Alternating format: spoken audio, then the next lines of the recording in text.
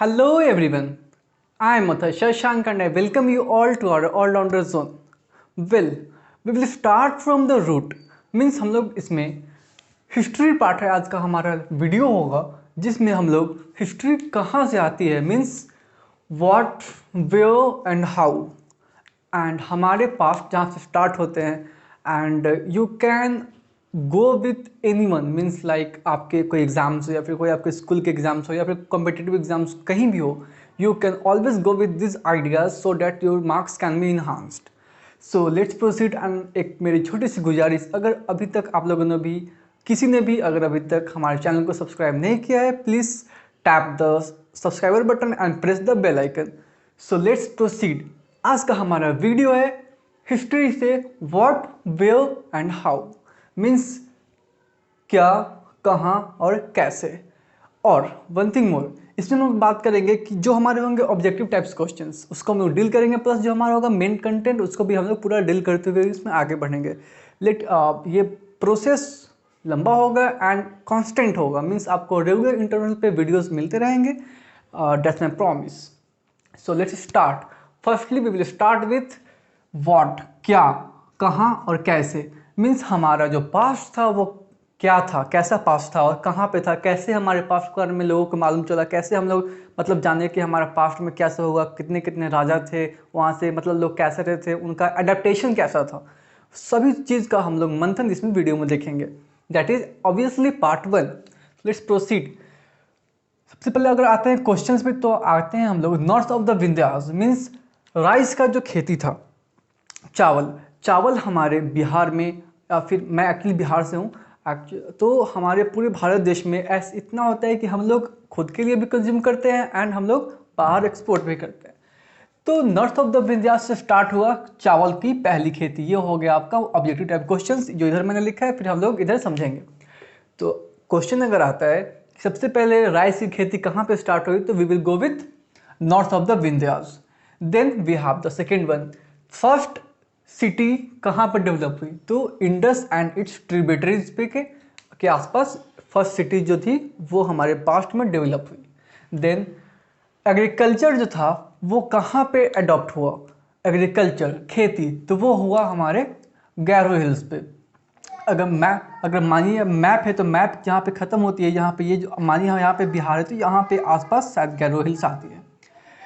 अगर हम लोग बात करेंगे हमारे किंगडम की तो सबसे बड़ा पहला किंगडम कौन सा मिला तो वो मिला था मगध जो था हमारा वो सबसे बड़ा किंगडम था. और जो राइस की शुरुआत हुई थी सबसे पहले वो हुई थी कहाँ, नॉर्थ ऑफ द विंध्यास में and Indus and it's tributaries में हमारे सिटीज मिले गए थे फर्स्ट. अब हम लोग बात करते हैं इंडिया. नाम इंडिया कैसे आता है तो इंडिया आया है नाम इंडस से. India has taken from Indus. Indus का जो होता है संस्कृत में उसको बोलते हैं सिंधु. ठीक है, क्लियर होना चाहिए. सॉरी. हमारा सबसे पहला वेद, जो वेद हमारे कितने सारे हैं, यू आर वेल नोन. तो उस वेद में, चारों वेद में हमारा जो वेद है उसमें सबसे पुराना वेद और सबसे पहला वेद कौन है वो आता है हमारा ऋग्वेद. फिर हम लोग बात करते हैं जो ओल्ड बुक्स थे मतलब जितने पास्ट में किताबें लिखेंगे वो सब एक्चुअली लिखे गए थे मेनली 3 लैंग्वेज में.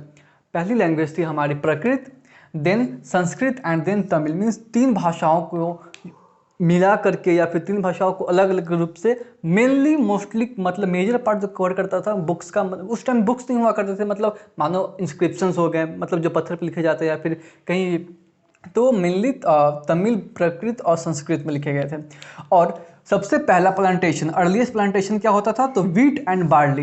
एंड अर्लीस्ट डोमेस्टिकेटेड एनिमल्स कौन थे तो sheep and goats. I think ये 4-5 से 7 जितने भी हमारे ऑब्जेक्टिव टाइप क्वेश्चन थे पर मार्क्स के मीन्स एक मार्क्स से हो आपको एकदम क्लियर हो गए होंगे. If you want to take screenshots और something like that please take. अब हम लोग बात करेंगे टाइम.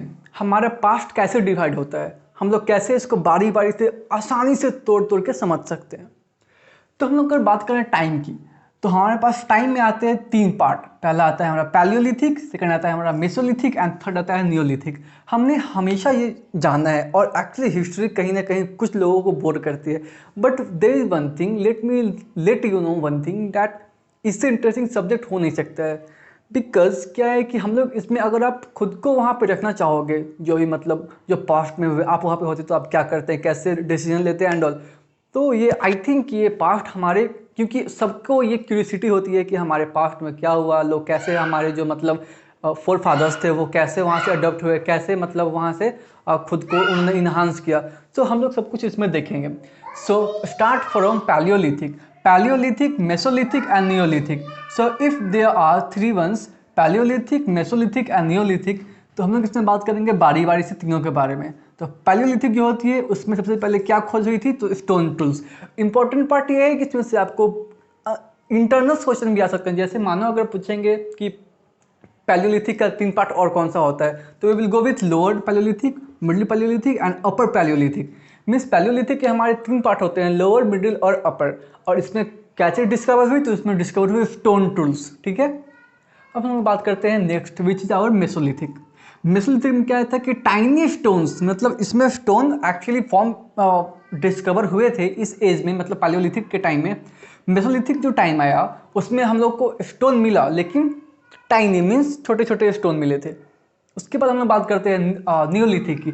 तो नियोलिथिक में क्या था कि हमारे स्टोन्स इसमें नहीं मिले, लेकिन कुछ ऐसे मिले जो हमारे फर्स्ट मीन्स पैलियोलिथिक से क्वाइट डिफरेंट थे, मतलब different stones date of palaeolithic. अब ऐसे अब एक्चुअली आपके अंदर भी आता हुआ क्वेश्चन कि स्टोन अगर मिलते हैं डिफरेंट तो कितने डिफरेंट एंड इसका क्या यूज़ था। तो इसका यूज़ ये था कि किसी चीज़ को क्रशिंग करने के लिए, या फिर ग्राइंडिंग मीन्स किसी को काटने के लिए, या फिर किसी को मानिए कोई बड़ा सा पत्थर है उसको चिकना करने के लिए, ये सब के टाइप के नियोलिथिक में मिले गए थे छोटे छोटे स्टोन। मतलब स्टोन जो थे वो एक्चुअली पैलियोलिथिक से क्वाइट डिफरेंट थे। तो ये हो गया हमारा ऑब्जेक्टिव टाइप पार्ट, ये हो गया हमारा टाइम। जो हिस्ट्री अगर कहीं से स्टार्ट होती है तो एक्चुअली आप यहीं से इसको समझ सकते हैं। मीन्स बहुत आसान से तरीके में हम लोग इसको समझ सकते हैं। That is Palaeolithic, mesolithic and Neolithic. And stone tools इसमें मिले गए थे, जिसको हम लोग 3 पार्ट में डिवाइड कर सकते हैं, lower palaeolithic, middle palaeolithic and upper Palaeolithic. And here ये किसको मिले थे, एक्चुअली जिसको खोजते हैं उसको बोलते हैं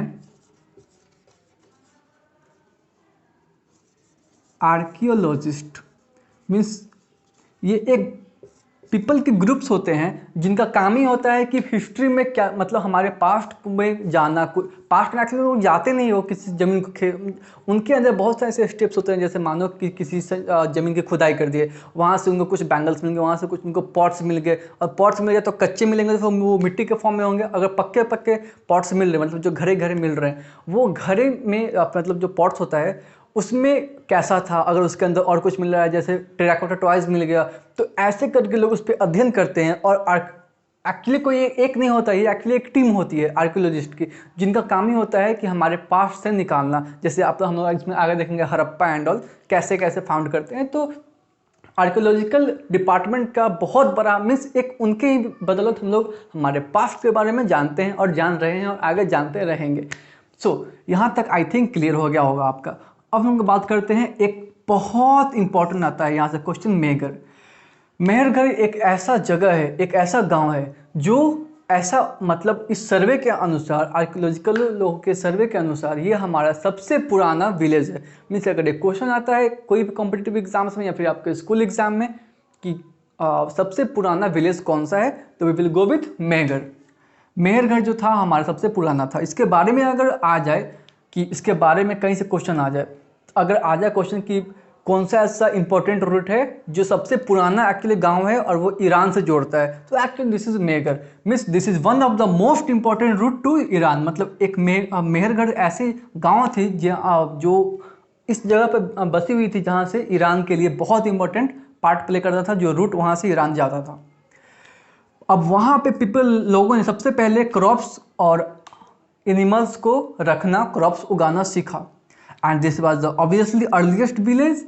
एंड वन थिंग मोर, इसको मैंने 5 पॉइंट में रखा है। वहाँ पर जो घर होते थे एक्चुअली वो घर या तो स्क्वायर होते थे, ठीक है, या फिर रेक्टेंगुलर होते थे। और इसमें एक और खासियत थी, कंपार्टमेंटल। मतलब मानिए अगर ये घर है, suppose this is like rectangular, actually ये सही बन रहा है बट तो कंपार्टमेंट होते थे यहाँ पे ऐसे।